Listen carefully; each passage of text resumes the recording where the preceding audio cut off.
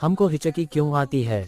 जब तुम जल्दी जल्दी खाते हो, बहुत मिर्ची वाला खाना खा लेते हो, या अचानक ज्यादा हवा निकल जाते हो, तो पेट के नीचे बैठा एक बॉडीगार्ड डायाफ्राम गुस्से में आ जाता है।